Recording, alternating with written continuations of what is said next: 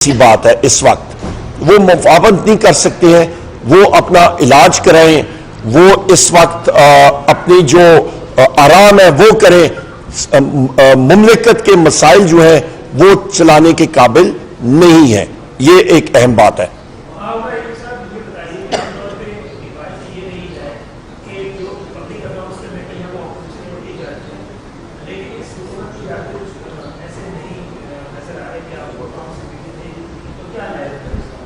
دیکھیں جی، یہ تو ایک مطلب بنیادی چیز ہے کہ پبلک اکاؤنٹس کمیٹی جو ہوتی ہے یہ آپ کو اپوزیشن کے لیے ایک چیک اینڈ بیلنس کے ذریعے 18th امینڈمنٹ کے بعد آئی، اور اپوزیشن کے پاس ہونی چاہیے کیونکہ چیک اینڈ بیلنس ہوتا ہے اور اس کے ذریعے آپ کی ٹرانسپیرنسی آتی ہے. یا حکومت کے ارادے کچھ اور ہیں تو حکومت نے بھی اسی ہاؤس میں بیٹھنا ہے، سو کالڈ حکومت نے. اور میں یہ بارہا بار کہہ چکا ہوں کہ حکومتی بینچز پہ مفاداتی ٹولوں کا ایک جھنڈ سا بنا ہوا ہے جس میں کڑچے بھی ہیں، چمچے بھی ہیں، گینتی بھی ہیں، بیلچے بھی ہیں، کھرپے بھی ہیں.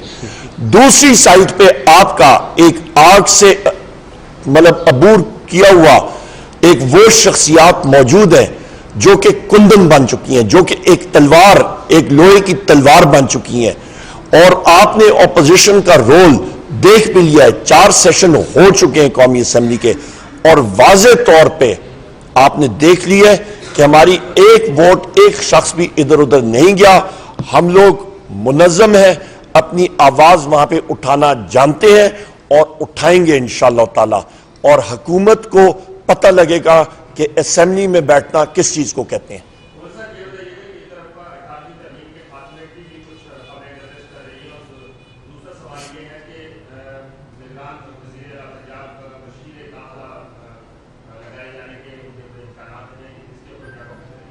سب سے پہلے یہ بات ہے کہ جی 18ویں ترمیم کو ختم کرنے کی صورتحال یا آتی ہے تو مجھے پیپلز پارٹی کے اندرونی مسائل کا تو نہیں پتا، پر میں پریڈکٹ کر سکتا ہوں کہ میرا خیال ہے اسی وقت یہ حکومت جو ہے یہ ختم ہو جائے گی. نمبر 1، کیونکہ وہ اس چیز کو سپورٹ نہیں کر پائیں گے.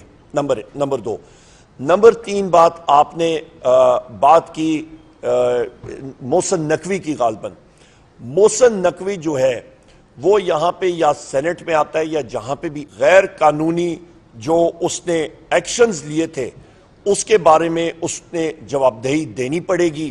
اور یہ بھی میں کہتا چلوں کہ میں نے اپنی عمر میں بہت سارے وقت کے فرعونوں کو دیکھا ہوا ہے، اور میں یہ بات اپنے ٹویٹس میں بھی کہہ چکا ہوں، سوشل میڈیا پہ بھی اور میڈیا پہ بھی، کہ وہ وقت کے فرعون پھر جا کے بعد میں جس وقت کرسی پہ نہیں ہوتے ہیں وہ لوگوں سے جا کے پھر پیر بھی پکڑ رہے ہوتے ہیں اور معافی بھی مانگ رہے ہوتے ہیں. تو یہ اس کے بارے میں بات کروں گا. Thank you very much. آخر میں میرے ساتھی میں نے ابھی دیکھا ہے یہاں پہ ہمارے دونوں ساتھی آ گئے ہیں، علی مغل صاحب بھی آ گئے ہیں اور عامر مغل بھی آ گئے، سوری، اور علی بخاری صاحب بھی آ گئے. آپ بخاری صاحب آپ بات کرنا چاہیں گے کیونکہ یہ پروٹیسٹ میں تھے اور انہوں نے بات چیت کی کہ آپ آ جائیں گے.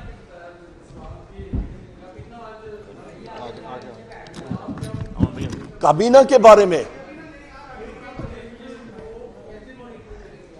جی ٹکا خان صاحب، کابینہ فیڈرل کابینہ کے بارے میں آپ نے پوچھا 0 + 0 + 0 + 0 × 0 ڈیوائیڈڈ بائی 0. نمبر 1. دوسری چیز، ان کو مانیٹر کیسے کریں گے؟ 0 کو آپ کیسے، ان کی کیا کارکردگی ہوگی؟ وہ تو مطلب ان کی کارکردگی میں پہلے سے آپ کو بتا رہا ہوں، ان میں کیپیبلٹی اس سو کالڈ حکومت نے نہیں ہے وہ کچھ کر سکیں. انلیگل حکومت ہے، انہوں نے آئیں بائیں شائع کر کے، ان کو سمجھ ہی نہیں ہے. جو سو کالڈ وزیر اعظم اپنے آپ کو وہاں پہ اپنی تقریر سے شروع کرتا ہے کہ جی میں شکریہ ادا کرتا ہوں لیڈر آف دی اپوزیشن بننے کا، اس کو یہ معلوم نہیں ہے کہ میں کون سی جگہ پہ کیا کر رہا ہوں، بیٹھا ہوں شہباز شریف. اس کے کابینہ والوں کو بھی نہیں پتا انہوں نے کرنا کیا ہے. تو اللہ خیر صلاح. جی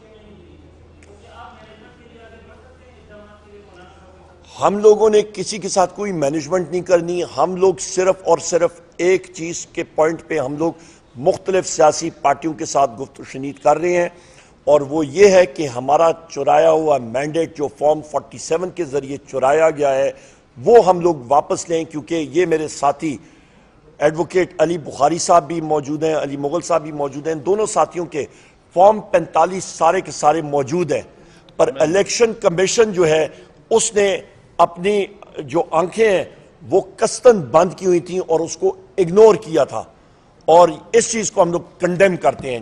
سیکرٹری جنرل صاحب نے فرما دیا, عامر مغل صاحب نے, علی بخاری صاحب نے بڑی تفصیل کے ساتھ ڈسکس کر دیا. دیکھیں آپ کے سامنے ایک سے زائد مرتبہ ان موضوعات پہ ہم ڈسکس کر چکے ہیں. سب سے پہلے تو میں یہ جو ایف آئی آروں کا سلسلہ شروع ہوا یا جو پنجاب میں پکڑ دکڑ شروع ہوئی اور ہمارے اوپر جو ایف آئی آر کاٹی گئی اور سلمان اکرم راجہ اور سردار لطیف کھوسہ اور دیگر کئی وکلاء کے اوپر ایف آئی آریں کاٹی گئی, میں ان کی شدید مذمت کرتا ہوں.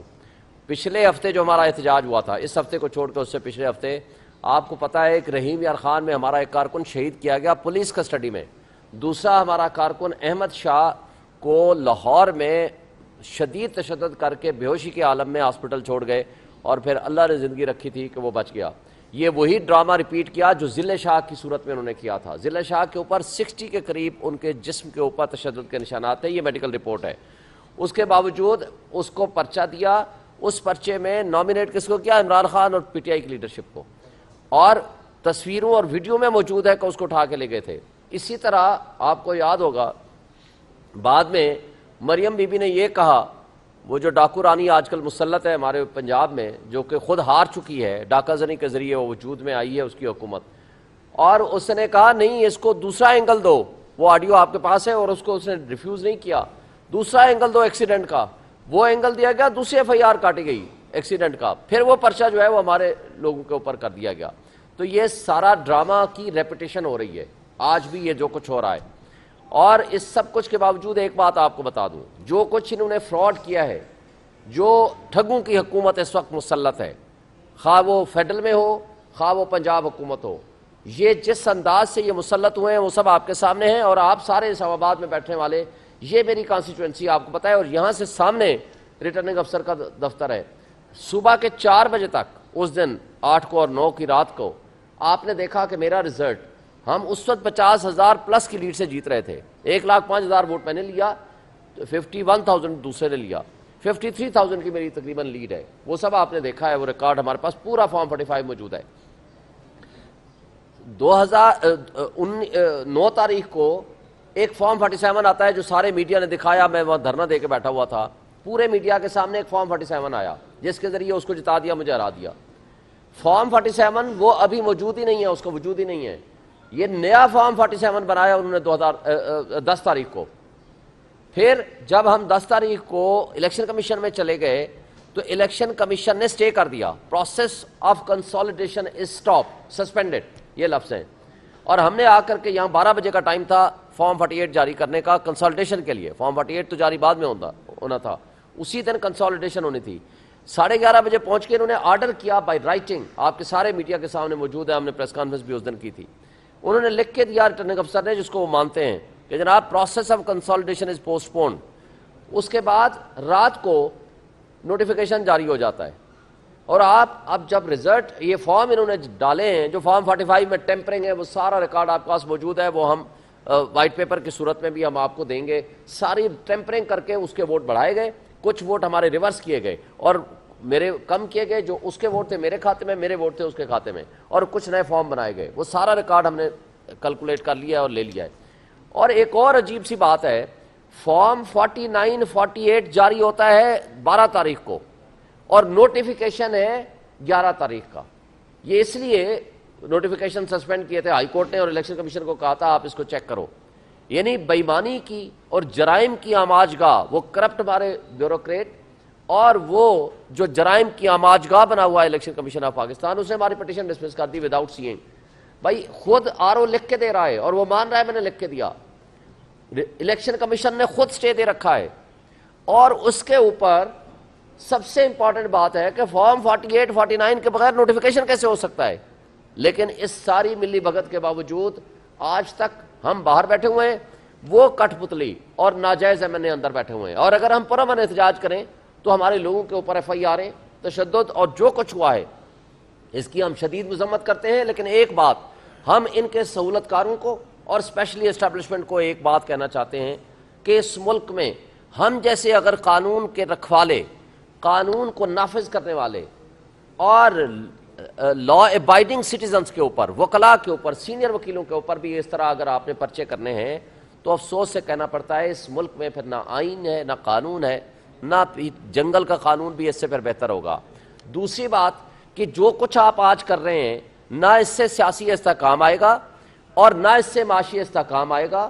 لوگ آلریڈی بے روزگار ہو چکے ہیں، $18 بلین سالانہ مفت مراد بدماشیاں اوپر کھا رہا ہے۔ آپ نے مزید قرضے لے کے اس ملک کے لوگوں کو جو $12 ہمارا بجلی کا یونٹ تھا اس کو $70 پہ پہنچایا، اور کل آپ نے پھر جو $500 گیس کا بل ہوتا تھا $50,000 پہ پہنچایا۔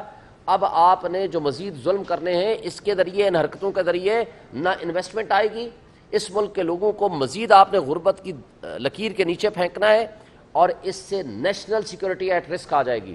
اس لیے آج بھی وقت ہے ان ٹھگوں کو ہمارے اوپر مسلط کرنا چھوڑ دیں، اور یہ جو